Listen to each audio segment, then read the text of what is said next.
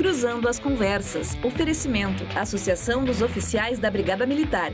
Defendendo quem protege você. E Colombo. Estruturas para eventos e também fretes e cargas. O Cruzando as Conversas está no ar aqui na RDC TV. Você confere o nosso programa de segunda a sexta, sempre através do nosso site, pelas redes sociais, @RDC TV Digital em todas as plataformas, nos canais 24 e 524 da Claro Net TV, @RDC TV Digital no Instagram, no Facebook, no Twitter e no YouTube. O nosso programa vai ao ar aqui na RDC logo depois do RDC Shopping. O programa traz sempre análise dos acontecimentos mais importantes do momento através da opinião dos nossos convidados aqui no estúdio e também pelas redes sociais. Não deixe de participar enviando a sua mensagem, pelo Facebook, pelo Twitter, pelo Instagram, através de todas essas plataformas aí em que a RDC se faz presente. Cruzando as Conversas tem o oferecimento da Associação dos Oficiais da Brigada Militar e do Corpo de Bombeiros, defendendo quem protege você. E de Porto Color Soluções Gráficas, atendendo sempre através das redes sociais. E Colombo Eventos, Fretes e Cargas. Colombo Eventos, Fretes e Cargas, diversificando os negócios, trabalhando aí pelos seus clientes. Você pode contatar a Colombo através das redes sociais. Cruzando as Conversas também está disponível através do formato de podcast. Você acompanha as atualizações procurando Cruzando as Conversas no Spotify, Google Podcast e demais agregadores. Não deixe de clicar lá na rdctv.com.br, na aba Podcasts, e fazer o download para que você possa acompanhar online ou offline o nosso programa de segunda a sexta-feira aqui. Lembrando que ao longo da semana nós estamos aí analisando o cenário político e econômico relativo à pandemia, com foco aí na atuação das lideranças políticas. Vocês podem, através disso, tirar uma análise sobre o momento brasileiro e aqui no Rio Grande do Sul, nos seus desdobramentos. O nosso programa hoje vai falar sobre a aprovação da PEC emergencial e também, através dos nossos convidados, avaliar aí o ambiente que possibilitou a votação desse projeto dentro do Congresso Nacional e o reflexo econômico disso na nossa situação atual. Muito bem. O nosso programa também terá a participação do deputado federal Pedro Westphalen. Pedro Westphalen, que vai participar no segundo bloco, falando aí sobre a pandemia e o Ministério da Saúde. E o nosso programa, então, trazendo aí o deputado Pedro Westphalen no segundo bloco. Nesse primeiro bloco, nós temos a participação do colunista do Infomoney, Felipe Hermes, e também teremos a participação do deputado pelo Partido Novo, deputado federal Paulo Ganimi. Eu vou começar o programa porque ainda não temos contato com o deputado Paulo Ganimi, mas, de qualquer maneira, nós já temos com Felipe Hermes, colunista do Infomoney. Felipe, bem-vindo, boa noite, prazer falar contigo. Opa, boa noite, prazer é meu retornar aqui ao programa. Muito Desculpa. Bem, eu vou pedir só para a produção colocar um pouquinho mais de som. Só um pouquinho mais de som na caixa aqui para eu poder ouvir o Felipe direito. Felipe, tudo bem? Tudo bem, prazer é meu retornar aqui ao programa. Sempre temas polêmicos e agora um pouco mais dentro da minha área, dentro de economia, né? Mas também um assunto relevante nesse cenário que a gente está agora de agravamento de pandemia, principalmente porque envolve o auxílio emergencial, que as pessoas tanto têm insistido para que a gente possa continuar com isso, né? Para que a gente possa, de certa maneira, dar um alívio à situação das famílias. Então, a PEC emergencial que a gente discute hoje, ela é fundamental nesse aspecto para garantir que o país possa casar os seus interesses de longo prazo com a necessidade de curto prazo de atender essas famílias que estão em situação complicada nesse momento, né? Muito bem. Deputado, aliás, o deputado Paulo Ganimi ainda não está no ar, mas o Felipe está e é sempre um prazer ouvi-lo. O Felipe esteve aqui na cobertura das eleições, discutindo aí os impactos econômicos do resultado. Aliás, teve uma boa polêmica aí do Felipe com o nosso comentarista Armando Burdi sobre a questão da Argentina. Uma hora dessas, quando nós pudermos, vamos fazer um debate sobre isso. Mas vamos falar sobre a questão da PEC emergencial, Felipe. O governo Bolsonaro juntou várias PECs nessa PEC emergencial, né? E o texto que foi aprovado é visto por muitos como algo de positivo e por outros a análise é decepcionante. Eu lhe pergunto, qual que é a sua opinião a respeito? Eu acho que é importante destacar primeiro o cenário da PEC, né?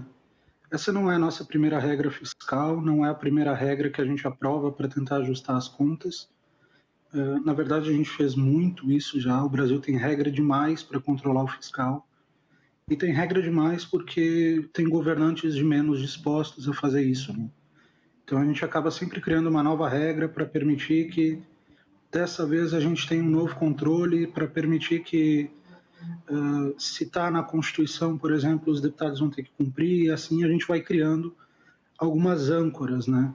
Como foi o caso da PEC do teto de gastos, como está sendo o caso agora da PEC emergencial, que é uma PEC que mexe essencialmente com os gastos do governo de salários do funcionalismo, né, que é a segunda parcela mais elevada de gastos primários do governo, aqueles gastos que o governo faz com os impostos. Mas a gente já teve, ao longo dessas 2 últimas décadas, inúmeras tentativas de promover um controle nas contas públicas, né? De promover um controle, criar uma regra que permita que os governantes criem expectativas de longo prazo, que permita que os juros caia, que permita que a economia brasileira possa se planejar. E a gente não teve, ao longo desse período, uma experiência de governos gastando mais do que arrecadam, como é o caso que a gente está agora desde 2014, e, de fato, cumprindo essas regras, né? Então, a gente aprovou, por exemplo, a PEC do teto em 2017. 2020 seria o primeiro ano em que a PEC seria aplicada ao judiciário e ao legislativo, por exemplo. E aí, em 2020, você teve a pandemia, então você já teve uma desculpa para não cumprir. E aí, agora, em função da pandemia, a gente já está aprovando uma nova regra para permitir que daqui a 5 anos a situação possa melhorar, né? Isso eu acho que é o mais relevante sobre a PEC, é o quão sintomático é o fato de a gente precisar ter inúmeras regras para garantir estabilidade no futuro e o quão desrespeitadas essas regras costumam ser por políticos, né? A gente tem, por exemplo, a Lei de Responsabilidade Fiscal, que determina um limite máximo para o funcionalismo, para a despesa com pessoal na folha. E aí você tem estados como o Rio Grande do Sul e como o Rio de Janeiro, onde eu estou hoje, que criam malabarismos contábeis, né? Então começa a dizer que gasto com aposentado não é gasto com pessoal, né? O gasto em determinadas áreas não entra nesse cálculo, ou auxílios não entram nesse cálculo. E aí, mesmo que você tenha a regra, você não aplica ela de fato. E esse eu acho que é o grande problema do Brasil. Em termos de regras fiscais, nós temos inúmeras regras. Nós temos a regra de ouro, por exemplo, que limita o quanto o governo pode gastar em função de investimentos, em função de gastos que não sejam propriamente com o pessoal, mas que cria um horizonte para isso, que cria uma estabilidade para isso no longo prazo. Nós temos a Lei de Responsabilidade Fiscal, nós temos a PEC do teto, nós temos agora a PEC emergencial. Ou seja, a gente se acostumou a criar leis demais e a cumprir leis de menos. Eu acho que esse, se eu puder colocar a minha opinião, assim, seria o ponto mais relevante dessa PEC. Tu chegaste a acompanhar, Felipe, a acompanhar a análise do Felipe Salto, seu xará, no IFE? Ele disse que a PEC emergencial aprovada é um embuste. Porque a expectativa do Felipe e do pessoal do Instituto Fiscal Independente, do IFE, é que o teto de gastos ele seja rompido antes da PEC emergencial de fato ser acionada, né? Então, você já teria uma regra fiscal para cumprir aquilo que você incluiu na PEC emergencial, que é quando o gasto com despesas obrigatórias ultrapassa 95%, perdão, você então acionaria gatilhos para impedir concursos, para impedir reajustes e coisas nesse sentido.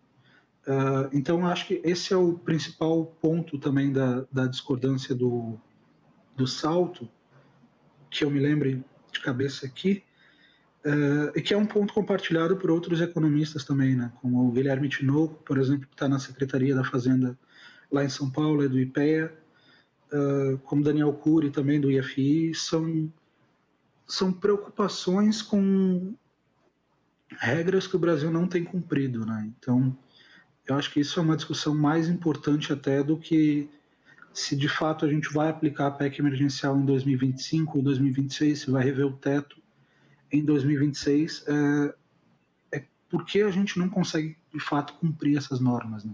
Mas me parece que a pandemia ela gerou um ambiente de instabilidade aí para o cumprimento de regras fiscais, né? Agora, isso que tu fala sobre a incapacidade do Brasil de manter certos regramentos precede a pandemia, porque, por exemplo, a lei de responsabilidade fiscal já foi mais do que retalhada em relação ao que ela era no início, quando ela foi proposta.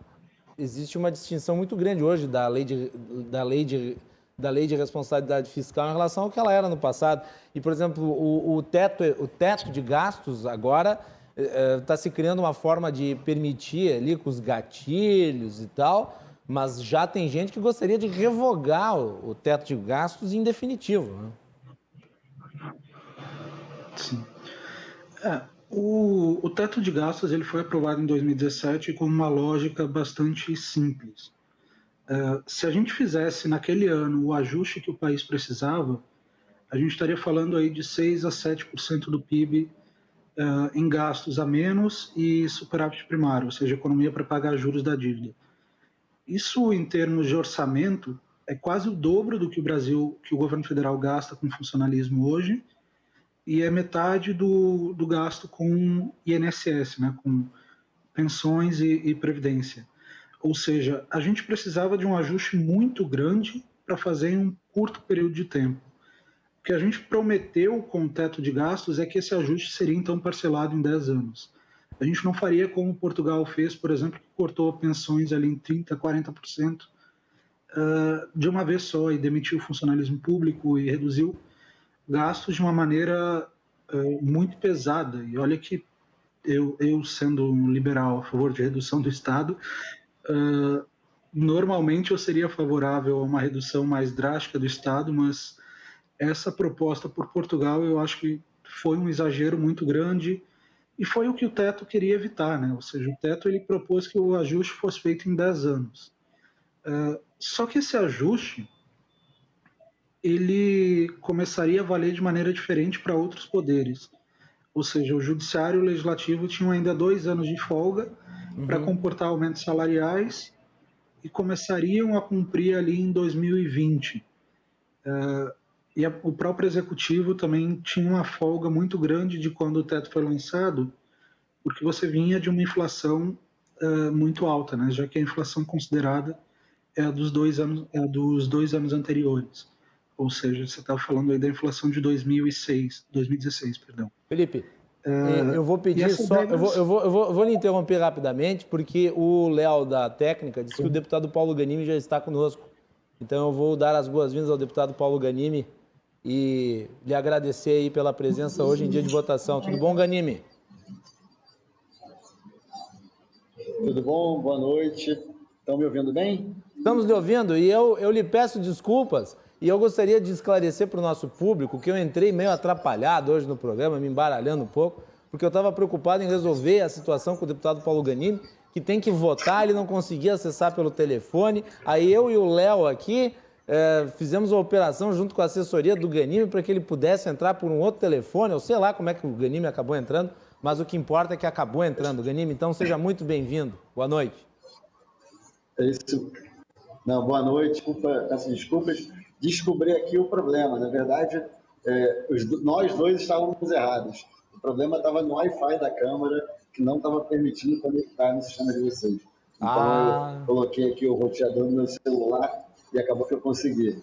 Mas desculpa aí, foi até uma dica aqui da Lana, minha assessora, que resolveu o problema. Então, obrigado pelo convite, desculpa pelo atraso por conta dessa questão técnica. Vocês estão vendo aqui, eu estou com 2 fones de ouvido diferentes, é porque um eu estou falando com vocês e o outro eu estou aqui acompanhando a votação, que é uma votação muito importante, que é a votação do gás, que é fundamental para o Brasil, está acontecendo aqui do lado. Então, estou conseguindo participar ao mesmo tempo, não perder uma pauta super importante, que inclusive eu trabalhei muito para que ela avançasse. Muito bem, daqui a pouco vamos falar sobre essa pauta, deputado. Eu gostaria novamente de lhe agradecer o tempo em meio a essa correria aí no Congresso Nacional, assuntos importantes sendo discutidos e o senhor aí dedicar um espaço na sua agenda para participar aqui no programa no Rio Grande do Sul. Eu fico muito prestigiado e a nossa audiência também. Então, muito obrigado. Eu já vou voltar contigo, deputado. Eu vou pedir para que o Felipe Hermes, e eu peço desculpas ao Felipe por ter interrompido ele. Felipe, eu peço que tu retome o teu raciocínio em relação à questão ao teto de gastos. Estava fazendo histórico aí sobre as alterações do teto de gastos e tu falava sobre a inflação, os índices de inflação, como impactavam no teto de gastos. Então, eu peço que tu retome a partir daí e depois eu passo para o Paulo Ganimi. Vai lá, Felipe. Prazer conversar aqui também com o meu amigo Paulo Ganimi hoje, deputado aqui do Rio. E o que eu estava explicando é que o teto ele já nasceu um pouco complicado, porque ele já dava muita folga no começo e as promessas de ajuste elas vinham no próximo mandato, ou seja, no mandato atual. E aí você teve em 2019 algum esforço ali para cumprir o teto, mas ele ainda não pegava judiciário, não pegava legislativo.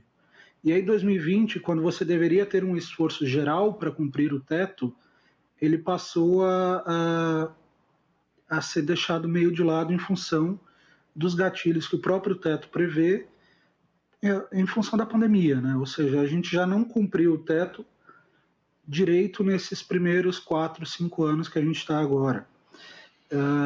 E aí você aprovou uma PEC emergencial que prevê fazer algo muito similar ao que o teto faz, que é criar gatilhos quando o gasto ele chega próximo ali aos 95% de despesa obrigatória, né? Então, a gente aprovou meio que para criar uma nova regra em cima daquilo que a gente já deveria estar cumprindo com o teto.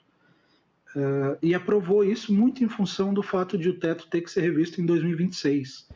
Porque aí, quando a gente chegar em 2026, o que você vai ter de proposta para derrubar o teto e principalmente para criar novos ajustes, ou seja, para que ele permita um crescimento real de despesa, para que ele possa incorporar a inflação, por exemplo, é quase certo que o teto não será mantido como ele está hoje, né? Então a gente meio que se utiliza disso na PEC emergencial também para criar o teto, para criar uma nova regra que vá ser imposta nos anos seguintes, mas com o histórico que a gente tem de descumprir essas regras, é muito pouco provável que a gente vá cumprir essa nova regra.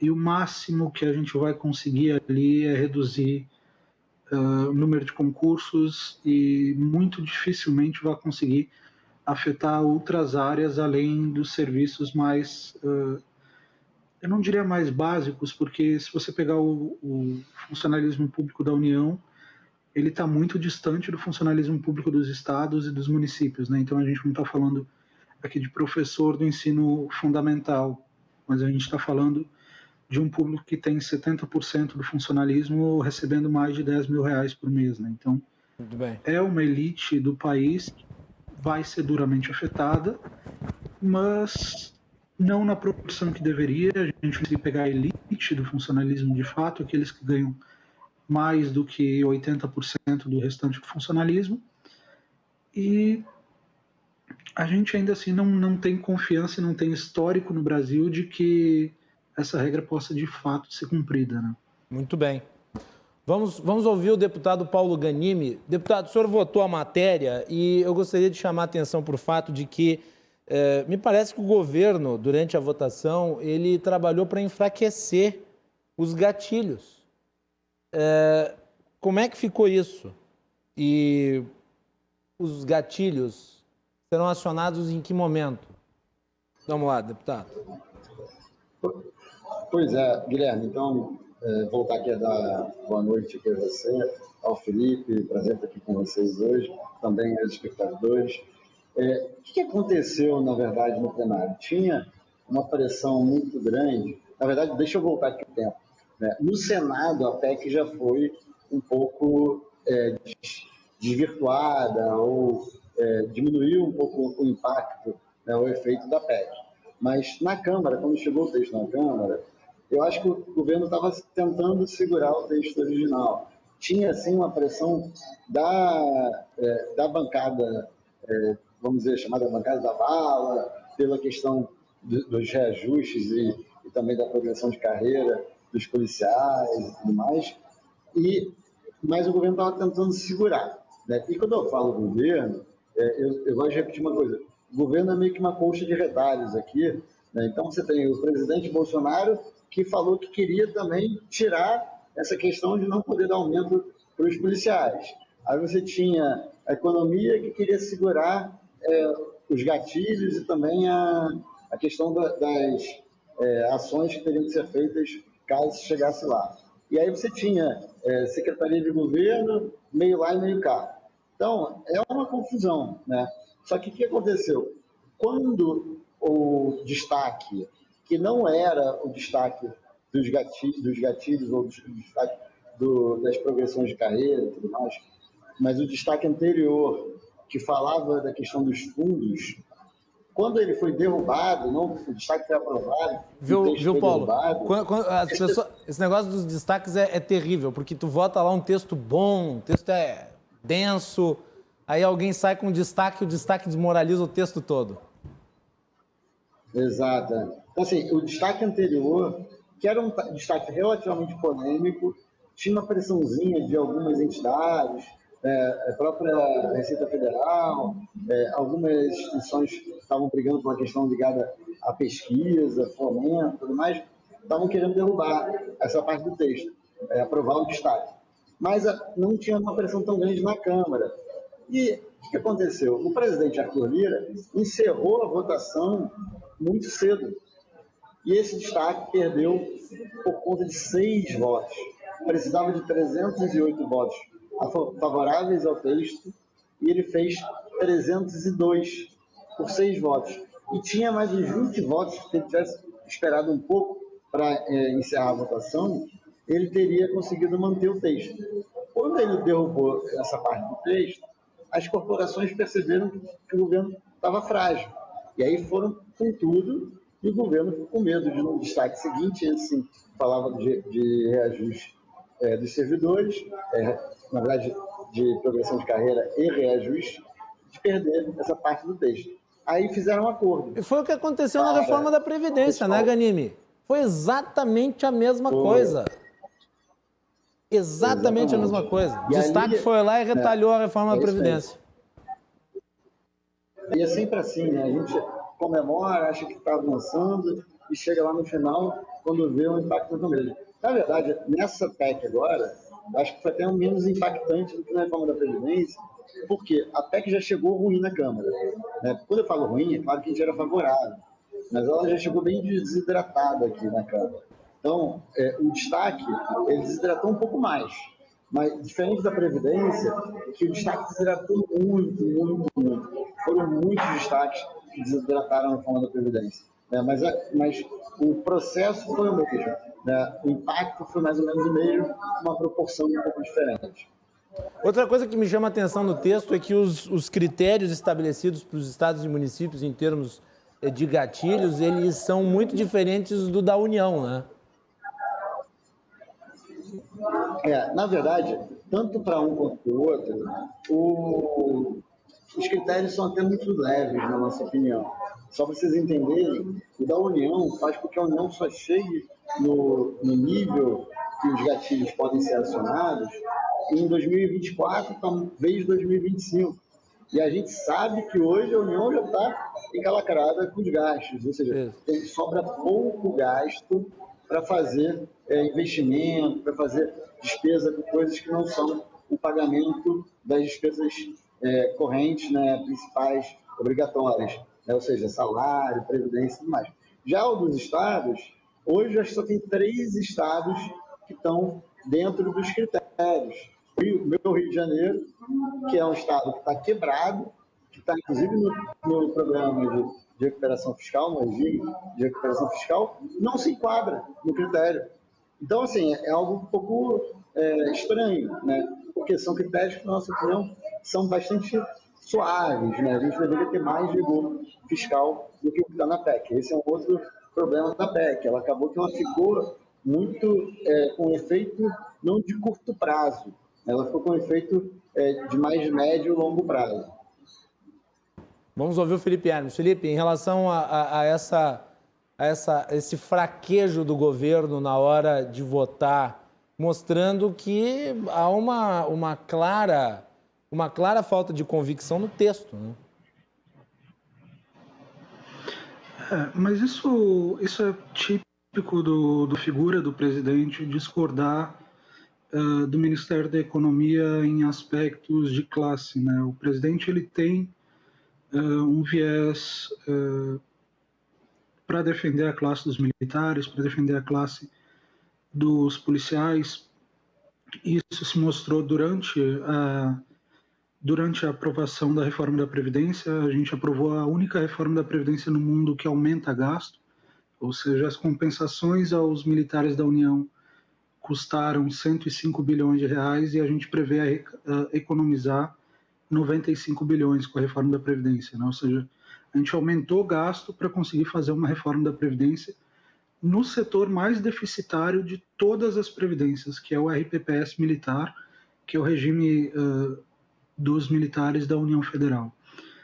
Durante o ano passado, quando a gente aprovou uma ajuda de 60 bilhões de reais, salvo engano, no PL 123, aos estados, também o presidente queria derrubar a medida que proibia reajustes do ano da pandemia, né?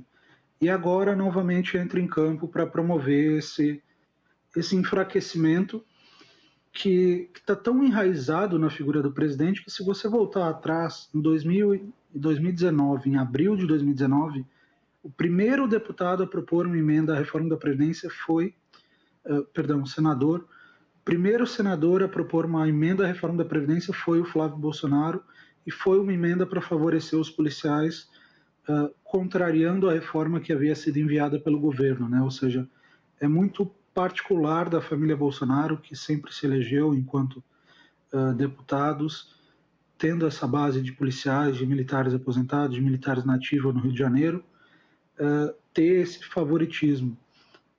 Agora, quanto ao fato de a PEC novamente deixar para que o próximo governo aprove os gatilhos, isso não é nenhuma novidade, né? Como eu estava comentando agora há pouco, a PEC do teto de gastos fez a mesma coisa. Não existia nenhuma possibilidade de o teto ser rompido nos 4 primeiros anos.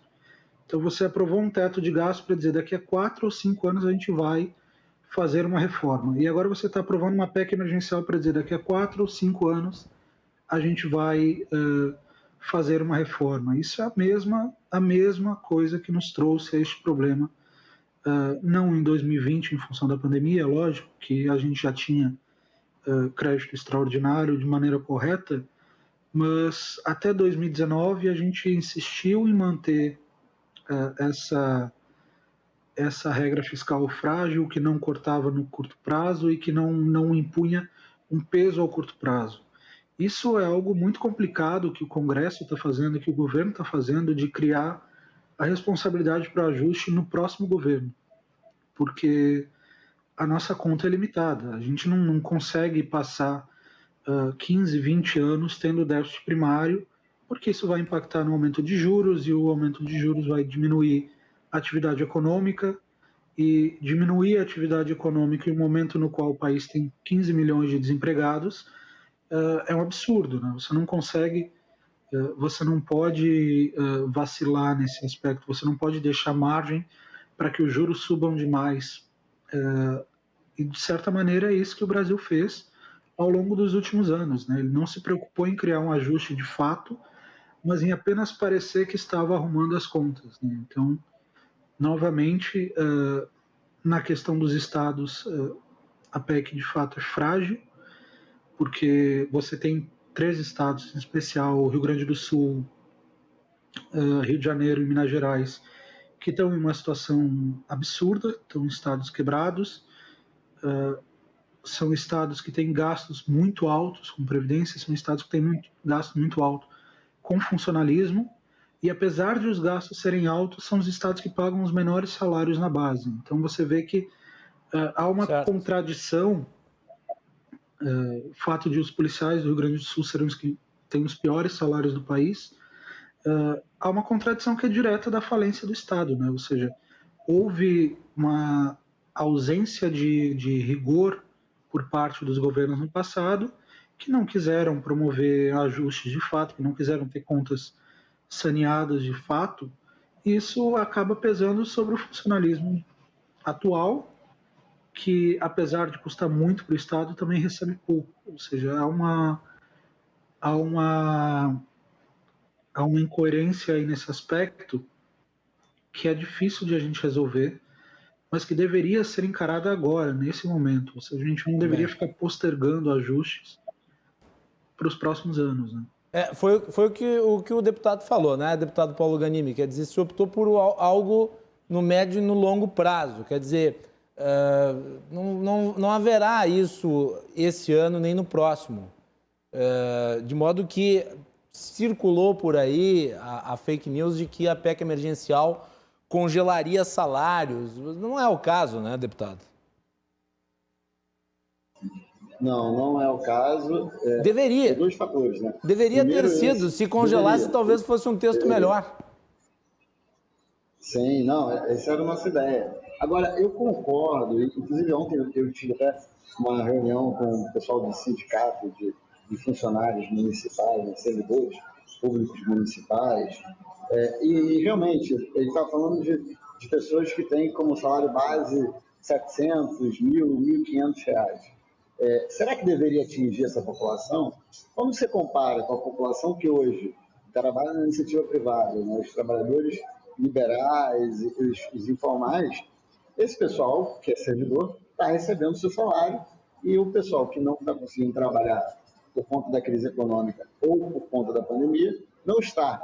Mas são a base da pirâmide do funcionalismo público. Então, eu até acredito e acho, sim, que é um bom debate que a gente fosse mais duro, mais rígido com o alto funcionalismo público. Claro. E aí até a parte que o Felipe falou, né, com a questão dos servidores públicos federais, e mais ainda, que é algo que a gente não consegue avançar, está na pauta aqui da Câmara. Claro que não é algo que é algo simbolicamente relevante, é algo que nos dá revolta, mas quando você olha o impacto na questão fiscal, não é tão grande, mas tem que avançar, que são os super salários, né, do judiciário. Absurdo. Hoje você tem aí juízes e embargadores que ganham muito acima do teto, que ganham 100, 150 mil reais. Eu acho até que juízes e embargadores têm que ganhar bem, porque a gente quer os melhores na carreira. Mas tem que ganhar condizente com a realidade brasileira. E não pode ser com puxadinho. Se a gente acha que tem que ganhar bem, que a gente dê um bom salário. E não ficar com puxadinho, com uma mata maracutaia para ganhar mais. Então, assim, eu acho que o debate tem que acontecer, mas o problema todo é que, da mesma forma que a esquerda, que quem não quer debater o problema do funcionalismo público, acaba que coloca todo mundo no mesmo bolo, para dividir mesmo, na verdade, une os servidores, para dividir a população e acabar com isso. A gente não consiga ter um bom debate sobre esse problema, a gente acaba que não tem um debate justo, um debate correto. Então fica muito assim, generaliza tudo realmente, em vez da gente conseguir tratar o problema fatia por fatia, porque não dá para fazer isso da forma como hoje a gente trata o problema. E se a gente fatiasse, a gente conseguiria, sim, fazer algo que fosse mais justo até. Mas a gente tem que lembrar que quem paga o salário do servidor é a população que não tem justiça nenhuma no momento de crise econômica, porque não tem salário, não tem renda, não tem dinheiro, está fechando porta, está fechando tudo. Então, assim, se a gente for generalizar, tem que generalizar pensando na população como um todo. Porque a população, a maioria da população, é aquela que paga a conta, que paga, inclusive, o meu salário, né, e que hoje não consegue trabalhar. E a gente precisa, assim, avançar numa pauta, senão o Estado vai quebrar. Isso é uma outra coisa que a gente precisa falar. E eu falei muito isso aqui no plenário, quando a gente votou a PEC na semana passada. Se a gente não avançar com essa reforma do Estado, seja a PEC emergencial, seja a reforma administrativa, não vai ter mais discussão de redução de salário, não vai ter discussão de progressão de carreira, porque não vai ter mais Estado. A gente não vai conseguir mais pagar conta nenhuma. O Rio de Janeiro já passou por isso. O Rio de Janeiro, há alguns anos, parou de pagar salário de servidor. E o Rio Grande do Sul, deputado, o Rio Grande do Sul vive esse drama, ficou 55 meses aqui parcelando salário, misturando folhas de pagamento. E na iminência de, eventualmente, caso não adotasse medidas importantes, não pagar salário. Exatamente. Então, assim, eu acho que essas medidas têm que ser, inclusive, usadas para inibir o governador, o prefeito, o mau gestor, de fazer besteira. E eu acho que eu convoco até os servidores públicos, principalmente dos estados que ainda não chegaram nesse nível do gatilho, para ficar de olho no gestor. E falar o seguinte, olha, amigo, você não vai gastar mais não. Se você gastar, você vai ter que acionar o gatilho, e quem vai ficar sem salário, ou vai ter que ter redução de salário, sou eu. Então, eu acho que, na verdade, essa PEC ela pode servir até mesmo para instruir a população, eu e os servidores públicos, entender que eles têm que ser parceiros nessa luta. E parceiros para cobrar também, exigir do governador que ele seja um bom gestor, porque senão vai cair no colo dele. Porque hoje não cai no colo do servidor, só cai no colo da iniciativa privada, do trabalhador que paga imposto, seja imposto direto no consumo ou imposto de renda e outros tipos de... Tivemos aí uma interrupção. Pode continuar, deputado. Conclua. Houve, acho que, um break aí na sua fala. Então, assim, eu acho que esse é o ponto, né? A gente tem que conseguir, tem que ter coragem de enfrentar isso para que a gente consiga, no final das contas, fazer com que a população, inclusive o servidor público, sejam agentes de cobrança do mau gestor, do governador que é perdulário, do prefeito que gasta qualquer coisa, e o servidor fala, não, meu amigo, você não vai gastar isso não, porque se você gastar, a gente vai chegar no teto, vai ter que acionar os gatilhos e eu vou ficar sem salário, sem aumento salarial. Deputado, antes de passar para o Felipe, a gente ir para o encerramento, já estamos chegando às 11 horas e o tempo já vai se esgotando, eu gostaria que o senhor falasse sobre como é que ficou o auxílio emergencial, porque tudo isso... Vamos lá, falar a verdade. A PEC emergencial, ela foi aprovada porque ela foi o mecanismo que se encontrou para aprovar o auxílio emergencial. E toda a discussão envolvendo o auxílio emergencial poderia ter sido vencida com um crédito suplementar. Né? Bastava isso. Por que toda essa novela? Poderia ter sido mais fácil? Ô, Guilherme, tem uma discussão técnica, daí eu não sou o maior especialista nesse assunto, mas existem duas visões. Existe uma visão que o governo poderia encaminhar uma medida provisória e fazer o auxílio emergencial sem a PEC. Tem uma outra visão, que é a que a gente defende, é que sem a PEC, sem estar no orçamento, o presidente poderia ser acusado até de crime de responsabilidade fiscal, caso não enviasse a PEC. Por quê? Por que ano passado pôde e esse ano não pôde? Porque ano passado estava em vigor a PEC do orçamento de guerra. E essa PEC do orçamento de guerra permitia isso ao governo. Com a PEC, ela tinha validade até o dia 31 de dezembro de 2020, a PEC precisaria criar esse espaço fiscal, que foi isso que a PEC fez, para permitir a criação do auxílio emergencial. Então, assim, tem gente que acha que não precisava, mas tem uma corrente que entende que era necessária a PEC sim. Mas eu concordo que o fato de ter colocado os dois temas juntos foi para avançar, conseguir aprovar de forma mais fácil a PEC emergencial. Deputado, eu gostaria de lhe agradecer, eu vou passar daqui a pouco já para o Felipe também fazer a sua manifestação final. Eu gostaria de lhe agradecer a presença hoje à noite aqui no nosso programa, sempre um prazer ouvi-lo. E o senhor está votando aí a lei do gás, né? Que é um tema importante. Consegue fazer um apontamento sobre ela? Inclusive, o senhor discutiu hoje com o deputado Marcelo Freixo, hoje, né? Eu acompanhei. Vai lá. Pois é, então, Guilherme, a lei é super importante. é um dos principais marcos setoriais que a gente está mudando, tem impacto importantíssimo para o Brasil. A gente tem uma riqueza enorme, junto com o petróleo tem gás lá, e por que a gente não aproveita ele? Porque ele não consegue chegar no consumidor, seja as termoelétricas, seja a indústria, seja o cliente final, a residência. Então, com a lei do gás, o que a gente vai fazer? A gente vai facilitar investimento nesse setor, facilitar a comercialização, aumentando a concorrência, aumentando a infraestrutura para o gás chegar, fazendo com que o gás que hoje a gente desperdiça, e se a gente não aprovar a lei do gás, vai desperdiçar cada vez mais, ou vai exportar esse gás, porque não vai ter como colocar ele aqui no nosso território, a gente está aprovando uma lei hoje que vai mudar esse cenário. E ele garante gás mais barato, energia mais barata, a indústria vai se favorecer dela, a gente vai poder produzir mais fertilizante. O Brasil hoje é um dos maiores produtores agrários do mundo, agrícolas do mundo, e quase não tem produção, praticamente nenhuma, de fertilizante. E o gás é insumo para fertilizante, para a indústria química, a indústria de cerâmica, é muita coisa positiva, além da geração de emprego, geração de renda. E aí eu vou falar aqui, puxar a sardinha para o Rio de Janeiro, o Rio como maior produtor, né, tem a maior reserva também de gás do Brasil, vai ser ainda um dos maiores beneficiários disso tudo. Mas é bom para o Brasil todo, para todos os brasileiros, mais ainda para os estados que têm essa oferta de gás. Então, assim, é muito importante. Já passou pela Câmara, foi para o Senado mudou o texto, piorou o texto, com menos liberdade, agora voltou para a Câmara e, felizmente, o relator da Câmara está voltando com o texto original da Câmara e a gente está aprovando aqui hoje, acho que não vai ter nenhuma modificação, se tudo der certo, e vai ser muito bom para o Brasil. Deputado Paulo Ganimi, muito obrigado pelo tempo, pelo espaço, pela participação aí e pela sua visão em relação à PEC emergencial no nosso programa. Sempre estamos à disposição aqui no Rio Grande do Sul. Parabéns pelo trabalho. Obrigado, Guilherme. Obrigado a toda a equipe. Obrigado também, Felipe. É um prazer estar com vocês. Também a toda a audiência.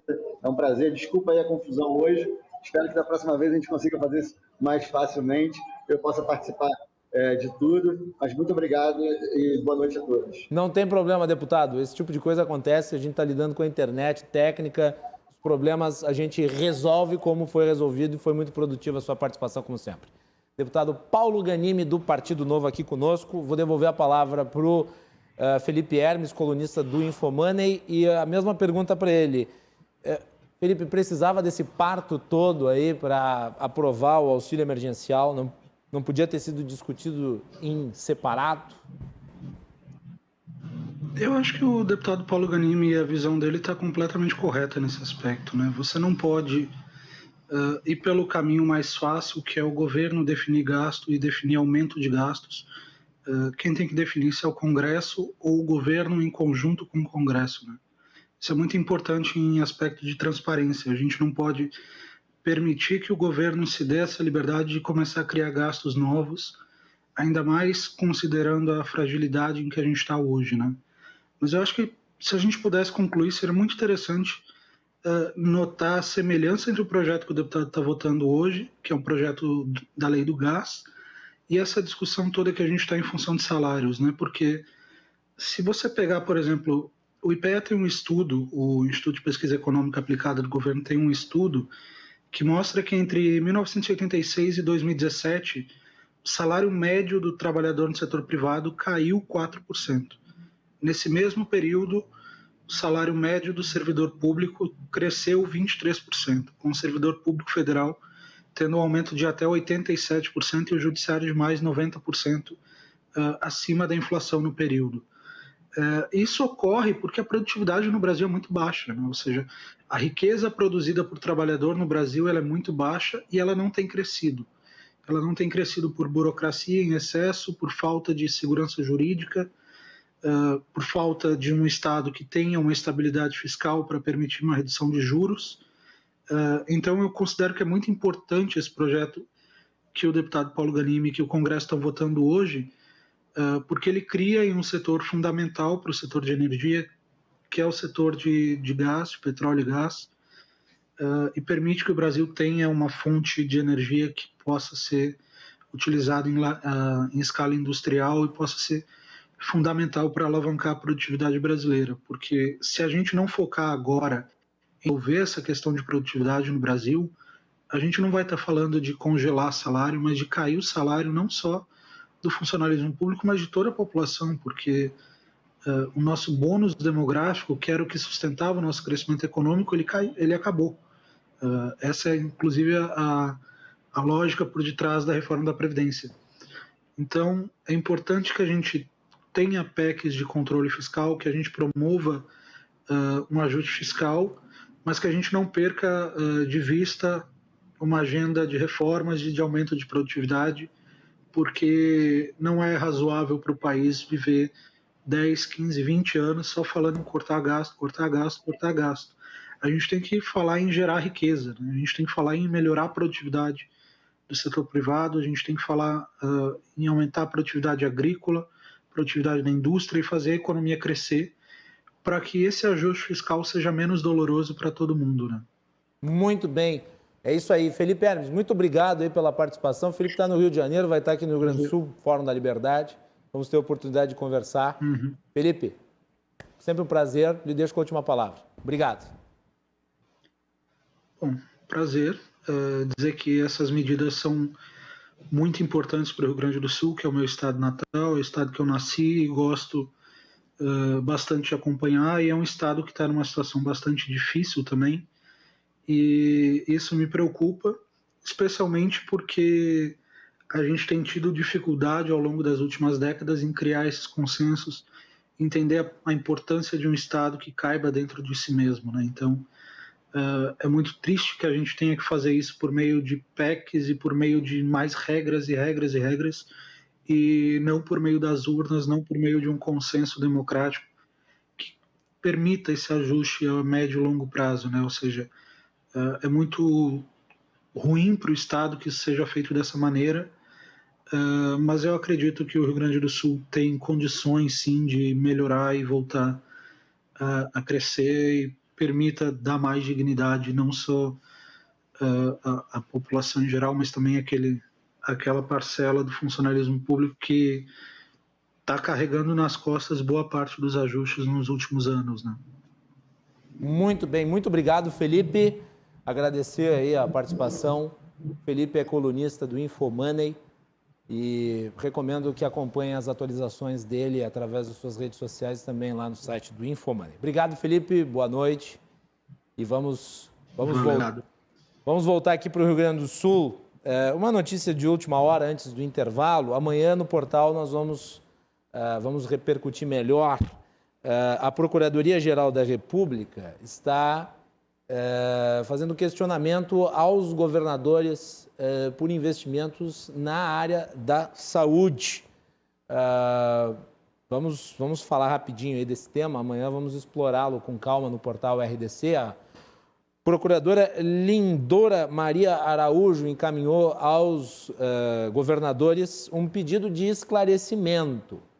É importante destacar que o pedido de esclarecimento não constitui nenhum tipo de investigação, nem constitui qualquer tipo de acusação. Na verdade, a Procuradoria-Geral da República está fazendo uso das suas atribuições para que se obedeça a uma base da Constituição, que é a da transparência dos gastos.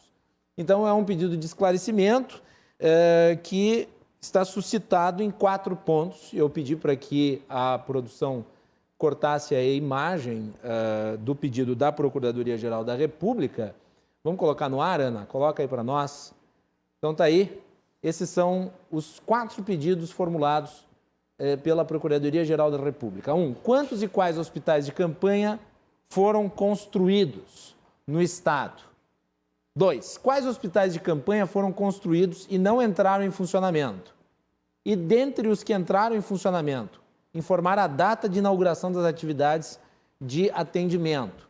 3. Listar os hospitais de campanha que estão em funcionamento na presente data e, em relação aos desativados, informar a data da desativação e o motivo do fechamento. E 4.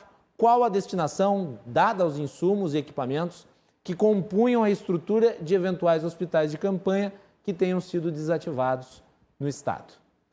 Então, esses são os 4 pedidos feitos pela Procuradoria-Geral da República, a procuradora Lindora Maria Araújo, a todos os governadores e as respostas poderão ser variadas, né? Governadores poderão dizer que inauguraram, outros que não, que preferiram fazer investimentos alternativos a esse. Então, isso aqui diz respeito, basicamente, à questão dos hospitais de campanha. Amanhã à tarde, no portal RDC, a partir das 14 horas, Yasmin Luz, Cláudio Andrade e a nossa equipe de jornalismo tratam dessa matéria com mais profundidade. Nós vamos fazer um break e nós voltamos na sequência, entrevista com o deputado Pedro Westphalen sobre a mudança no comando do Ministério da Saúde, neste dia em que o Brasil bateu o recorde de mortos por Covid e o Rio Grande do Sul também. Já voltamos.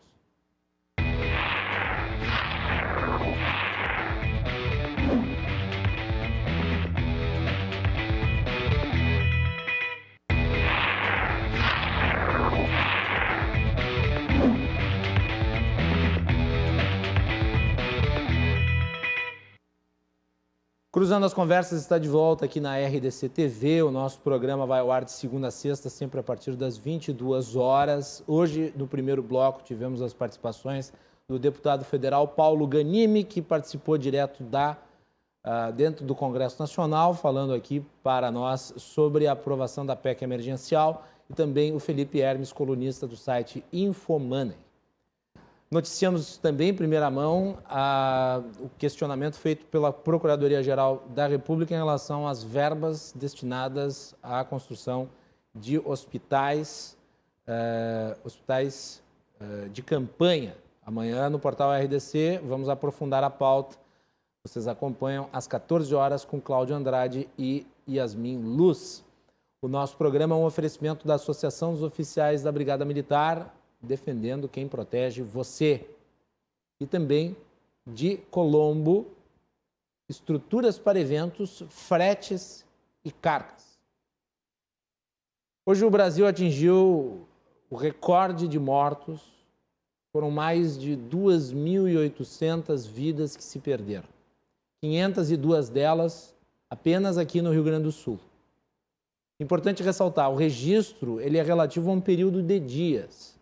Mas há uma subnotificação em relação ao dia de hoje, em relação ao dia de ontem. De maneira que não importa se essa vida foi perdida no sábado, no domingo, na segunda ou na terça, e sim que essas vidas foram perdidas. E as pessoas se perguntam o que elas podem fazer nesse momento. E antes de passar para a entrevista, eu devo dizer, tomar os cuidados necessários. Né? Se vocês forem usar máscara, procurem usar máscara como a PFF2 ou a N95, ou como essa aqui que eu tenho aqui, que é a N95, é a KN95. Tá? Ela é uma máscara que vai reduzir a absorção de partículas de 93% a 95%. Então, em lugares onde tem muita gente, como por exemplo o mercado, procure utilizar uma máscara que tenha um efeito melhor. Essa aqui, ó, você bota ela, ó, KN95. Essa aqui é mais ou menos do padrão, a KN95 é o mesmo padrão da N95, e a N95 é o padrão da PFF2. Quer dizer, a PFF2 é o padrão brasileiro, a N95 é o padrão americano e a KN95 é o padrão chinês. E vocês, cuidado ao comprarem esse tipo de máscara, e aqui um alerta importante, e eu estou falando sobre isso de máscara. Um alerta importante, quando vocês forem comprar esse tipo de máscara, procurem no objeto que vocês vão comprar a certificação da Anvisa, porque é isso que determina a qualidade do produto. Então, procurem a certificação da Anvisa. Lavem as mãos, se higienizem e evitem aglomerações. Isso é o melhor que nós, enquanto cidadãos, podemos fazer. Muito bem. Vamos à entrevista. O deputado Pedro Westphalen falou comigo hoje à tarde sobre a mudança no comando do Ministério da Saúde, sobre a MP das vacinas. Vamos à entrevista na íntegra. Deputado Pedro Westphalen, prazer recebê-lo aqui no nosso programa. E eu gostaria de lhe cumprimentar aí pelo trabalho junto à MP da compra de vacinas, pela engenhosidade do texto, permitindo que a iniciativa privada participe, ao mesmo tempo preservando o SUS. Essa é a pauta principal da nossa conversa hoje, mas antes de falar disso, eu não posso deixar de lhe perguntar, lhe dando as boas-vindas, como é que o senhor avalia mais essa troca no comando do Ministério da Saúde? O senhor que é médico, o senhor que tem atuação também no campo da medicina, como é que o senhor vê a nomeação do Marcelo Queiroga agora como ministro da Saúde do lugar do Eduardo Pazuello? Bem-vindo. Boa noite, Macalossi, boa noite, os nossos telespectadores da RDC. Mais uma vez, cumpre com a sua função de um jornalismo realmente responsável, abordando um tema que é o tema atual. Não adianta, são as vacinas, é a pandemia. Eu faço parte da Comissão Externa de Enfrentamento do Coronavírus, aliás, sou um deputado gaúcho que faz parte. Tivemos agora essa oportunidade de ser relator da SMP, ou depois de secá-la bem, porque ela foi muito importante, muito importante. Terminamos hoje pela manhã a 110ª reunião da Comissão Externa de Combate ao Coronavírus, onde fizemos um balanço geral sobre vacinações, perspectivas da vacina, enfim, um momento muito complicado. Toda mudança que ocorre no meio do tumulto não é boa, mas é necessária. Muitas vezes é necessária. O ministro Pazuello, embora tenha feito um trabalho que eu considero bom, um trabalho adequado, teve problemas de comunicação e realmente perdeu um ponto de continuar. Ele mesmo sabia disso, mas é um homem de uma responsabilidade muito grande, um homem sério, honesto, correto, está fazendo uma transição com o novo ministro, vai fazer de maneira adequada, para que não haja solução de continuidade e não parem os avanços que nós estamos tendo, e que haja, nesse momento, realmente uma não descontinuidade e uma melhoria no sistema que nós temos que fazer, porque eu vejo também uma oportunidade nessa troca. É a hora de botar a bola no meio do campo, no palavrão futebolístico, parar de brigar e entender governadores, presidente da República, deputados federais, estaduais, prefeitos, vereadores, que o inimigo comum é o vírus. Não é um, não é outro. Não tem que ter disputa de beleza nesse momento. Nós temos que encontrar soluções para comprar vacinas. E aí entra na MP, que veio da medida provisória, que veio do governo, a 1026, que virou lei, e chegou no parlamento. Eu fui designado como relator e fiquei muito honrado com essa função, que ali havia uma oportunidade de nós criarmos um mecanismo para destravar a compra de vacinas no mundo, tirando a burocracia que existia, ampliando o número de agências, que antes eram só 4, era o FDA, o CME, que é da Comunidade Europeia, as certificadoras do Japão e da China, ampliamos para 11 certificadoras no mundo inteiro. O Brasil pode comprar vacina, né, desde que certificados pela Anvisa. Mas nós nos preocupamos também em dar robustez sanitária à Anvisa. A Anvisa é a nossa certificadora de medicamentos a serem usados pelos brasileiros, e eu faço com muita competência, Macalossi, com muita competência.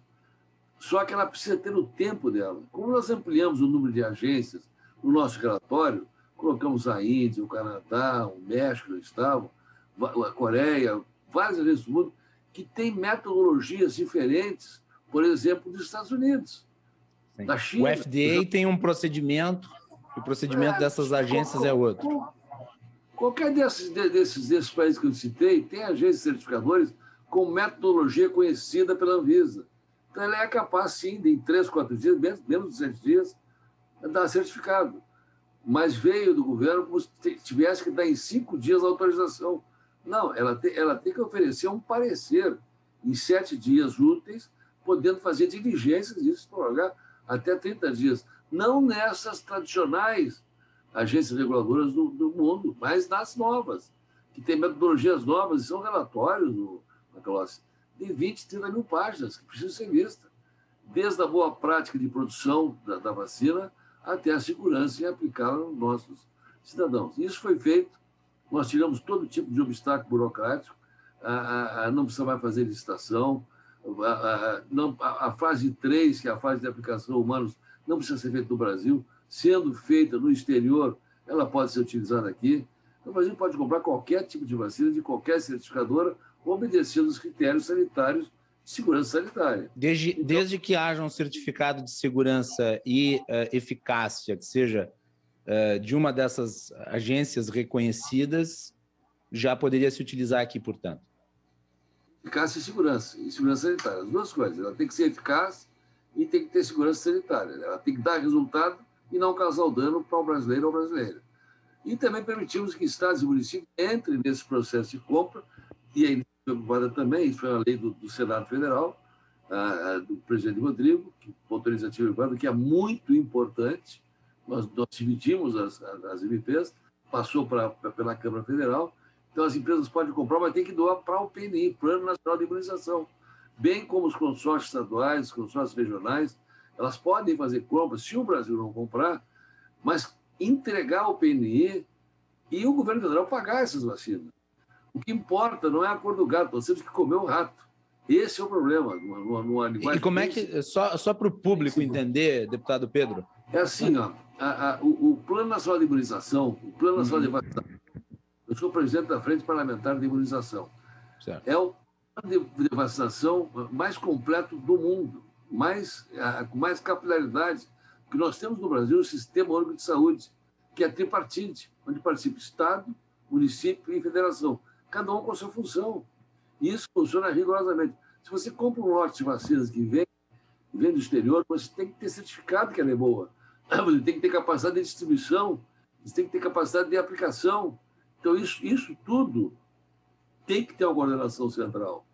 Tem que ter uma coordenação, mas não quer dizer que não precise participar, o município ou o Estado pode participar sob o manto do PNI, que tem toda a capacidade de fazer essa verificação, essa distribuição e essa aplicação. Que a federação cabe comprar, os estados distribuir e o município aplicar. E, para isso, existe uma capacitação global de mais de 38 mil salas de vacinação, podendo chegar a 50 mil salas de vacinação, e se nós colocarmos a iniciativa privada, mais ainda. Então, antes de falar sobre a questão da doação, que eu acho que seria importante, do ponto de vista jurídico, ser explicado isso, eu lhe pergunto, essa certificação internacional que seria dada não estabeleceria com isso o esvaziamento da Anvisa? É uma pergunta. A Anvisa tem que chancelar isso aí. A Anvisa é quem vai dar o resultado final. Vou dar um exemplo prático aqui. O Brasil está com 10 milhões de doses da vacina Sputnik. O consórcio do Nordeste está adquirindo, está em negociação de 27 milhões de doses dessa mesma vacina. Mas ela não apresentou ainda à comunidade científica internacional os estudos necessários para ser certificada. No caso, os estudos da fase 3. Ela até fez a fase 3 na China, na Rússia, o estudo Gamaleya, mas não apresentou ainda à comunidade científica do mundo. Então, hoje não tem como a Anvisa dar o certificado provisório. Não tem como dar, porque ela não tem informações ainda. Ela precisa ter essas informações e, em cima disso, fazer a certificação. E eu tenho certeza que vai fazer, porque o estudo Gamaleya, a Rússia é um estudo idôneo, mas tem que passar as informações. Nós temos que ter essa certificação nacional. Então, o fato de estar certificado lá, mas nós não temos as informações aqui, não nos dá segurança em usá-la sem haver essa certificação. Com relação à doação, na minha avaliação, essa foi uma das engenhosidades do texto. Quer dizer, a iniciativa privada pode comprar as vacinas, mas uma parte ou a totalidade, eu não sei exatamente, teriam de ser doadas para o PNI. Como é que se dá esse procedimento? Em qual proporção? Qual que é a segurança jurídica para a aquisição das vacinas e qual que é o grau de certeza que as empresas privadas terão em adquirir essas vacinas sem que haja, eventualmente, uma requisição de uso por parte do governo do conjunto delas sem a devida contraprestação financeira? Quer dizer, a iniciativa privada gastou, e de repente vem lá o governo e faz a requisição delas para o PNI. Como é que fica essa questão da segurança jurídica aqui? Como é que se dá o processo de doação das vacinas para o Programa Nacional de Imunização, deputado? Perfeito. O Ministério da Saúde classificou em grupos de necessidade emergencial de serem vacinados. São 19 grupos. E aí estão 77 milhões de brasileiros que fazem parte desses grupos. O pessoal da área da saúde, o pessoal do transporte, os garis, policiais, todo esse pessoal que está na frente dos pacientes com comorbidade, as pessoas acima de 60 anos, vindo aqui no Rio Grande do Sul, já estamos, acho que em 76 anos em Porto Alegre vacinando, veio de 92, já estamos em 76. Então, esse grupo prioritário, que são em torno de 19 categorias e faixas, são 77 milhões de brasileiros. Certo. 77 milhões de brasileiros fazem parte desse grupo aí. Indígenas também. Bom, a iniciativa para comprar a vacina tem que doar integralmente ao SUS até que esses 77 milhões sejam vacinados. Se comprar. O quanto quiser comprar e como comprar. E será aplicado pela PNI. Depois desse grupo atingido, 50% ele tem que doar para o SUS e 50% aí sim pode aplicar no seu. Deputado, deixa eu lhe perguntar sobre essa primeira parte, quer dizer, a doação de 100% até atingir o total aí dos grupos de risco. Qual que é o incentivo para que as empresas privadas comprem? Elas vão ser remuneradas para comprar essas vacinas? Como é que funciona isso? É uma questão de humanidade. É uma questão de humanidade. Certo. É uma questão de economia, para que as pessoas possam voltar ao seu trabalho mais rapidamente, né? É a maneira dela participar no momento de uma guerra mundial. Nós estamos numa guerra mundial. O mundo está atingido mortalmente por esse vírus aí. E quanto mais rapidamente nós vacinarmos a nossa população, menos variações tem. Nós já temos 3 variantes, uma da África do Sul, uma inglesa, uma nossa aqui, genuína, lá de Manaus. Né? Quanto mais tempo nós demorarmos para vacinar, mais variantes podem aparecer. Então, a iniciativa privada, com a robustez financeira que tem, pode participar, embora o Brasil e o presidente Bolsonaro tenham disponibilizado dinheiro para adquirir. O que pode a iniciativa privada é participar dessas negociações, provocar outros países para não haver um boicote contra o Brasil. Isso sim, né? É a maneira de ajudar, e acho que ajuda bastante. Depois de atingir essa fase, ela sim, doa 50%, e 50% aplica nos seus sem nenhum problema. No caso do modelo 50-50, 50% vai para o PNI, 50% ela utiliza para imunização do seu próprio conjunto. Uma outra notícia importante é que a Fiocruz teve a vacina AstraZeneca, a certificação definitiva também. Então, são 2 certificativas, Pfizer e a AstraZeneca. Isso faz com que a iniciativa privada possa também comprar e aplicar essas vacinas depois dos 70 milhões de brasileiros que fazem parte dessa faixa de risco.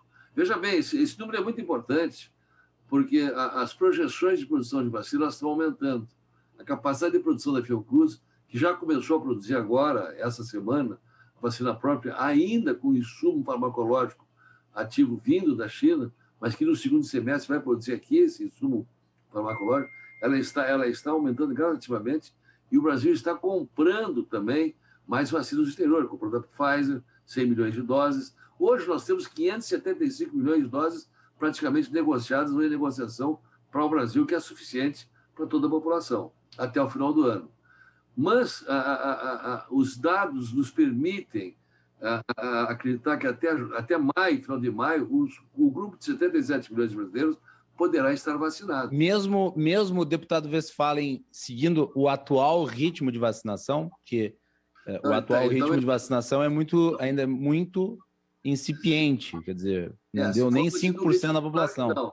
Dá para alcançar 77 milhões de brasileiros até maio? O senhor acredita nisso? Final de maio, se a produção da Fiocruz for de 1 milhão por dia, que é o que se espera, o Butantan fazer o que se espera de entregas também, aumentando a produção. Nós conseguimos importar do Coronavac a Facility, que é o consórcio internacional que está mandando para cá 4 milhões de doses. A Sputnik, 10 milhões de doses. Todas elas forem concretizadas, é possível sim. Por isso que o esforço comum tem que ser na compra da vacina. Não existe outra solução a não ser vacinar a população brasileira. E se você conseguir vacinar 77 milhões de brasileiros, essa faixa, você tem 52 milhões de brasileiros de 0 a 18 anos que pouco ou quase nada são contaminados. Então já são 120 milhões de brasileiros que estariam praticamente numa zona de certo conforto, né? Meio caminho andado. A partir de então, aí sim, nós continuaríamos a vacinação da população em si. Então, eu acho que o momento é o momento em que houve a troca do ministro. É bom? Não é bom ter 3, 4 ministros em 2 anos. Não é bom. Mas já que trocou, já que tinha que trocar, era importante trocar, que se coloque a bola no meio do campo, que se despolitize um pouco esse processo, porque muitos países politizaram, mas como o nosso, não. Torcida radical por um lado e por outro lado não é bom, não funciona. Nós temos que concentrar nossas energias em buscar soluções.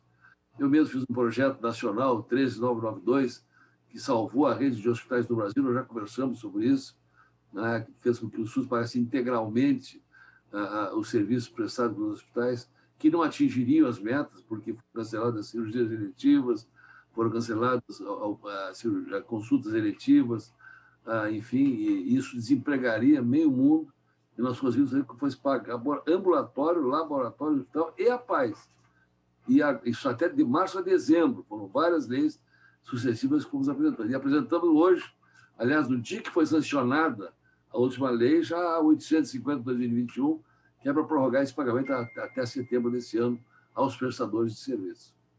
Importante destacar, já que nós falamos sobre a capacidade de produção da Fiocruz, que a informação de hoje do UOL é de que a Fiocruz, a Fundação Oswaldo Cruz, vai entregar cerca de 20 milhões, pelo menos pretende, 20 milhões de vacinas da AstraZeneca Oxford por mês a partir de abril. As entregas ocorrerão de forma semanal. Para março estão previstas 3,8 milhões de doses, com entrega de 1,8 milhão para esta semana. O cronograma foi anunciado pelo presidente da Fundação, Nízia Trindade, durante reunião com parlamentares na Comissão Externa de Enfrentamento à Covid-19 na Câmara dos Deputados. Hoje de manhã nós estávamos nessa reunião, é exatamente isso aí. Eu participava da reunião, é exatamente isso aí. Esses são os números. Nós temos que ter previsibilidade, né? Então, só pegando aqui o cronograma, deputado, em abril seriam 21,15 milhões de doses, em maio 26,81 milhões de doses, em junho 27,4 milhões de doses e em julho 21,24 milhões de doses. Da AstraZeneca, né? Da AstraZeneca. Só da AstraZeneca, que é a que tem a parceria com a Fiocruz. Aí tu conta com as outras vacinas que estão sendo compradas e tu vai chegar nos 77 milhões em final de maio, começo de junho. O senhor tem acompanhado, eu tenho lido alguns pesquisadores ressaltando a segurança da vacina da AstraZeneca. Houve alguma suspensão da aplicação da vacina da AstraZeneca em alguns países da Europa. O senhor tem acompanhado isso? Tem sim, e não vejo nenhuma preocupação nisso. São cautelas que se tomam quando existe alguma ocorrência, né? Se faz a vacina para ver se há uma relação com a vacina e a evidência do problema. Mas tem que levar em consideração várias ações aí. Por exemplo, países que estão no inverno, as pessoas mais idosas, eles ficam mais em casa. Eles não tomam sol, eles não se movimentam, eles têm mais propensão a uma embolia pulmonar, a qualquer tipo de embolia. Num país como o nosso, que é um país jovem, que as pessoas se exercitam, nenhum problema. Não é a vacina que faz isso aí. Mas, de qualquer maneira, a verificação não deve, de hipótese alguma, parar a vacinação. Já foram feitas milhões de vacinas no mundo inteiro e pouquíssimas ocorrências. Mas, havendo, elas têm que ser investigadas, sim, com biópsia, com necrópsia, para ver se existe alguma correlação ou não. Mas não vejo chegou preocupação. Aliás, quero tranquilizar a população que faça vacina, sim, tem que fazer vacina. Os riscos são infinitamente inferiores do que a patologia em si. Eu hoje perdi um amigo jovem, o vereador Robertinho aqui de Gravataí, da minha equipe, estamos muito chocados com isso aí. A cada dia, cada um de nós perde um amigo, perde um parente.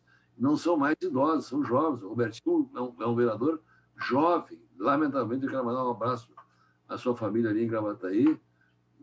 É mais uma vítima dessa patologia. Me irmano na solidariedade e nos meus sentimentos em relação a essa perda que atinge muita gente e é uma entre milhares, né, todos os dias.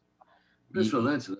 E daí vai por uma outra linha que eu acho que nós podemos tratar aqui, deputado, que é a necessidade de equipamentos e de leitos para atender essa demanda de casos excessiva que foi absorvida pelo Sistema Único de Saúde, levando caos a muitos hospitais. A maioria das capitais hoje estão com superlotação. E eu tenho falado muito sobre isso, deputado. Eu tenho tocado muito nesse assunto, a dificuldade de se criar leitos de UTI. Quer dizer, não é uma coisa simples criar um leito de UTI, não é fácil você ter tudo o que é necessário para ter um leito de UTI. Entretanto, muitos foram criados. Agora, não adianta você ter uma supercriação de leitos de UTI e, ao mesmo tempo, você ter um vírus descontrolado, porque esses leitos que você vai criando vão sendo lotados e você vai ter que criar leitos eternamente. Não é solução, mas, inegavelmente, nós precisamos de um paliativo para atender essa parte da população que hoje está infectada, esperando atendimento e está nas filas. O que dá para fazer a respeito disso nesse momento, ao mesmo tempo que se corre atrás da vacina, deputado? Na verdade, são várias coisas que não podem deixar de ser feitas. Primeiro, cabe aos dirigentes principais, estaduais e federais, providenciar os leitos. É isso aí. Mas também é importante nós capacitarmos e treinarmos a enfermeira, a técnica, a enfermagem, o médico. A maioria dos médicos não sabe entubar, não sabe manusear um respirador. Então, você pode ter à disposição o processo, mas você não tem equipes treinadas. Então, como nós estamos num regime de guerra, nós precisamos treinar esse pessoal, nós precisamos capacitar esses profissionais da saúde para que não aconteça um problema até para o procedimento médico, sem que haja treinamento desse pessoal. Aqui no estado do Rio Grande do Sul se ampliou muito o número de UTIs, acho que nem o estado teve a que nós tivemos. Nós temos uma estrutura, não só na capital, no interior também, o hospitalar é invejável. Nós temos hospital em todas as regiões, de boa qualidade, mas nós estamos com falta de profissionais. A minha cidade de Cruz Alta, que tem 2 hospitais de primeira qualidade, faltam profissionais intensivistas, faltam enfermeiras intensivistas. Nós temos que capacitar o nosso pessoal do posto de saúde, nós temos que capacitar os profissionais já existentes na localidade para, nesse momento, eles poderem fazer esse atendimento emergencial nas UTIs e também nas unidades Covid. Então, até porque quando você tem uma UTI superlotada e você não tem um corpo profissional suficiente, muitas pessoas que estão ali acabam sendo mal atendidas e morrem em decorrência disso, né, deputado Westphalen? Imagina, Macalossi, esse pessoal da área da saúde de frente, 70% é feminina. Tem seus filhos em casa. Esse pessoal está esgotado. Há 1 ano, esses médicos, médicas, auxiliares de enfermagem, técnicas, pessoal da limpeza, eles estão lá no covidário, lá no hospital, no posto de saúde, na saúde da família. Esse pessoal está esgotado. Então, nós precisamos treinar mais gente, até para termos mais equipes capacitadas a enfrentar o coronavírus. Até porque nós já temos hoje a capacidade de tratamento, em alguns casos, da fase adequada, com bons resultados.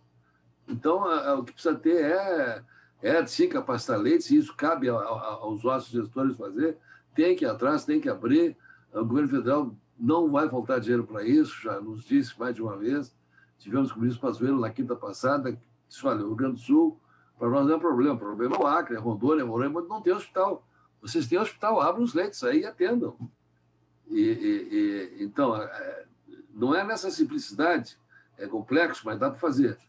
Agora, também... Assim como ir atrás de respiradores. Eu vi que o senhor anunciou aí mais 110 respiradores vindo aqui. Exatamente. Foi o Ministério que anunciou, passamos o anúncio. O Estado comprou também respiradores.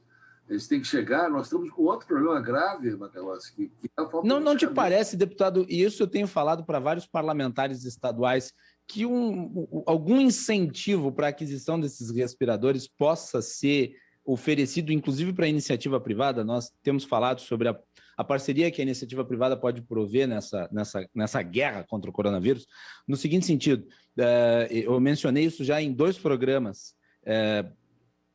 doação de respiradores em que o doador teve que pagar ICMS sobre o respirador. Quer dizer, esse dinheiro ele poderia ter, talvez, comprado mais um respirador ou ter juntado dinheiro suficiente para comprar pelo menos uma parte de mais um respirador. Não é o caso de se, talvez, buscar uma política pública de incentivo fiscal para a aquisição de respiradores e outros equipamentos que são fundamentais e que estão em falta nesse momento? É uma sugestão. A iniciativa privada ela já tem se organizado para fazer doações para EPIs, equipamentos de proteção individual. Eu mesmo participei de várias ações individualmente, coletivamente também. Com respiradores, recentemente o Sindicato Rural de Cruz Alta disponibilizou para a Prefeitura respiradores, né? Mas eu acho que se houver um incentivo fiscal para a compra de EPIs e entre os equipamentos de proteção individual, os respiradores também, sem dúvida nenhuma vai haver mais disponibilidade de dinheiro. Essa é uma luta de todos nós. Mas eu não queria deixar de chamar a atenção para um tema que me preocupa sobremaneira, que é a não conscientização das pessoas sobre a sua responsabilidade. E aí quero falar da prevenção da contaminação, que é de extrema fundamentação. O senhor não acha que falta uma campanha nacional nesse sentido? Eu vi uma entrevista do vice-presidente Hamilton Mourão em que ele admite que houve uma falha aí. Quer dizer, eu não vejo incentivo para que se use máscara. E até que fazendo um apontamento, o presidente muitas vezes se desestimulou o uso desses equipamentos. Isso da base do governo, mas a gente ajuda também vendo os pontos falhos. Tinha que ter tido muito mais informação, tinha que haver muito mais esclarecimento, embora as pessoas, vocês da imprensa tenham feito um trabalho extraordinário, eu já havia abordado 3 ou 4 vezes com quantas pessoas esse tema, isso é de extrema importância, Macalossi, mas teria que haver, assim, campanhas nacionais, lavar as mãos por 20 segundos, pelo menos, com sabão, usar álcool gel, não aglomerar. O não aglomerar não é fazer junção na praia, isso nem pode, isso é crime, não pode nem falar. Mas aquele churrasco de fim de semana de 5 pessoas é aglomeração, que vem um de cada canto e cada um vai para o seu canto. E é aí que acontece a disseminação. Isso o interior faz direto, não pode fazer ainda. Tem que parar com isso. Tem que usar máscara, não aglomerar e os hábitos de higiene têm que ser mantidos. E afastamento social para que não tenha que pagar o preço de quem não fez a conta, que é o setor produtivo, que está pagando um preço que não fez, do que não comprou. Vai ter que parar. E não é ele que está contaminando. Não é a loja que está fechada que está contaminando. Não é o mercado que está contaminando. Tanto é que, se você vai olhar os supermercados, o número de contaminação dos funcionários é mínimo. Por quê? Porque todo mundo usa máscara lá dentro, obrigatoriamente. Todo mundo passa álcool gel na mão quando vai entrar. Se tira a temperatura das pessoas que estão circulando, lá se faz rigorosamente esse controle. É isso. A falta de controle se dá naquelas reuniões informais, onde as pessoas tendem a ter menos precaução. Quer dizer, eu estou junto com a minha família, presumo que estejam todos saudáveis, quando não é o caso em boa parte dos casos. Junta 5 amigos para fazer o churrasco. É aglomeração. Vem um de cada família, vai para a sua casa, passa para o pai, não sabe onde pegou até ali. E essa variante que está circulando no Rio Grande do Sul desde janeiro não foi com os pacientes que vieram para cá de Manaus e de Rondônia. Não, pelo contrário. Esse vírus veio para cá já em janeiro, porque havia uma circulação, e há uma circulação muito grande de brasileiros para cima e para baixo, sem controle nenhum, nos aeroportos. Uhum.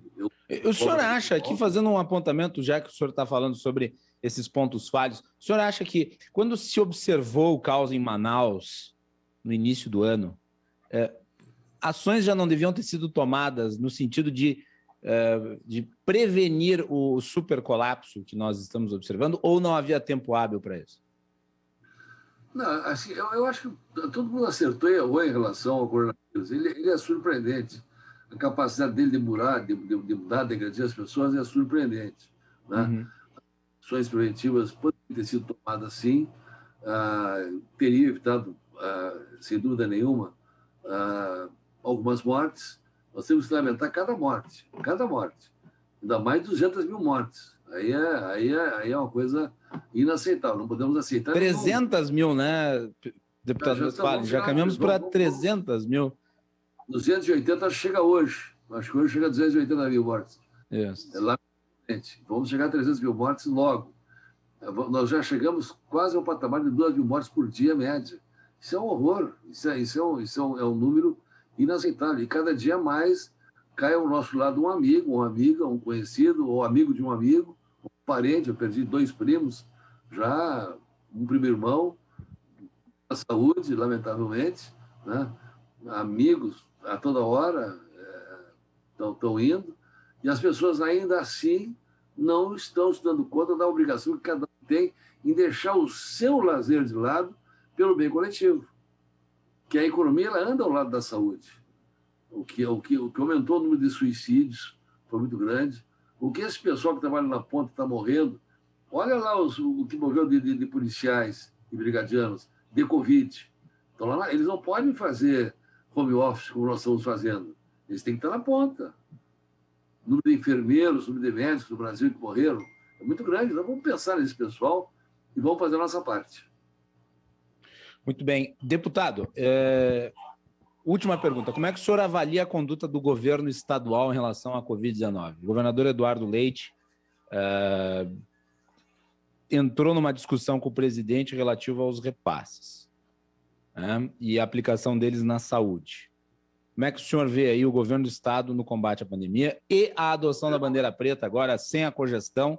O governador anunciou ontem que a cogestão poderá voltar em abril, mas o estado permanecerá em bandeira preta. E me parece óbvio, pelo índice de contaminados que nós estamos verificando e pelo índice de mortes que nós estamos verificando aqui no estado. De qualquer maneira, a sua avaliação sobre isso? Acho que todos estão querendo acertar. Todos estão querendo acertar. Ninguém está fazendo nada intencionalmente para errar. Eu acho que o momento agora, que eu disse no começo da nossa conversa, com a troca do ministro, o ministro tem autonomia, com o apoio do Parlamento Federal, do Senado Federal, botar a bola no meio do campo, conversar, sentar para conversar e direcionar os esforços, as energias todas no combate ao coronavírus. E em relação ao governo do Estado, à cogestão, eu acho que ela precisa voltar. Acho que tem que voltar, tem que haver conversa. Temos necessidade que ela volte logo. Que volte antes de abril. Cada região sabe o que pode fazer e o que não pode fazer. Eu acho que todos estão tentando acertar, o governador está tentando acertar também, não tem dúvida nenhuma disso aí. O presidente está tentando acertar. Na realidade, o que precisa fazer é eles se acertarem. Entende? A município está se acertar para poder dar um resultado positivo. Nós, no parlamento, com todas as diferenças ideológicas que temos, é naquele meu primeiro projeto, 13992, que digo salvou o sistema de saúde assistencial do Brasil, o coautor foi Jorge Sola, que é do Partido dos Trabalhadores. Qual é o problema? Ele quis ser coautor, foi importante. Esse é um dos projetos que eu apresentei agora. Que o vírus não está interessado se você é liberal, se você é estatista, se você é esquerdista, direitista. O vírus é amoral. Amoral, asocial. Eu vi o depoimento da filha do Banco Santander em Portugal, os homens mais ricos do mundo. Foi emocionante. No ano passado, quando morreu o pai dela de Covid, ele disse: meu pai não pôde comprar ar com todo o dinheiro que tinha. E não pode. Então, morre rico, morre pobre, morre preto, morre branco. É uma coisa terrível. Nós estamos aí nos últimos 100 anos, uma pandemia com nenhum padrão parecido com qualquer outra pandemia. Então, qualquer conceito que tu tenha sobre pandemia, é isso, é aquilo, negativo. Tu tem que estar mudando esse conceito a cada passo que se dá. Até se começar a fazer as necrópsias na Itália, eu tenho uma filha que mora na Itália, era uma doença infecciosa respiratória, em que o corticoide era um veneno. Hoje salva. Mudou? É uma doença sistêmica, a tromboembólica, atinge vários órgãos e também atinge os pulmões. Muito bem. Deputado Pedro Westphalen, eu gostaria de lhe agradecer a participação aqui no nosso programa, parabenizá-lo pelo trabalho em Brasília e lhe deixar com a última palavra. Olha, eu quero agradecer a oportunidade, que quando eu vejo uma emissora como a sua, um programa como o seu, já consagrado aqui no Estado, com as responsabilidades que tem de comunicar, fazê-lo de maneira responsável neste momento, abordando os temas com muita responsabilidade, sem politizar, sem partidarizar, mas sem deixar também de fazer os questionamentos pontuais necessários que foram feitos aqui. Muito obrigado. Podem ter certeza que nós estamos trabalhando muito em Brasília, trabalhando bastante, com muito afinco, com muita fé e com a certeza de que nós vamos vencer esse problema este ano, se cada um fizer a sua parte. Não adianta cobrar só do prefeito, do governador, do presidente, dos deputados. Cada um tem que fazer a sua parte. Muito obrigado, Macalossi, pela oportunidade e parabéns pelo seu programa. Tá, então, muito obrigado, deputado Pedro Westphalen, aqui no nosso programa.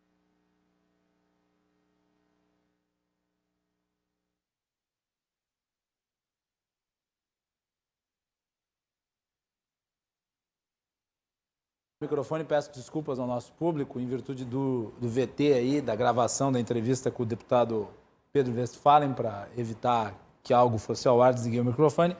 De qualquer maneira, agradecer ao parlamentar, ao deputado Paulo Ganimi, ao Felipe Hermes pela participação hoje, e nós vamos encerrando o programa por aqui. Direto hoje, Léo, estouramos o tempo completamente, né?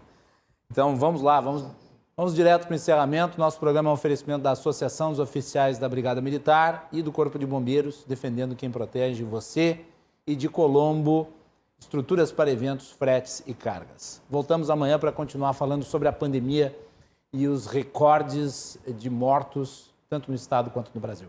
Boa noite.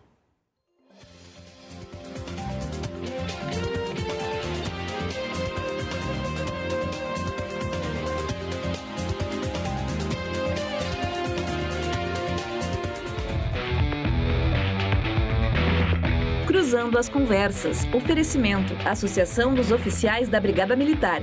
Defendendo quem protege você. E Colombo. Estruturas para eventos e também fretes e cargas.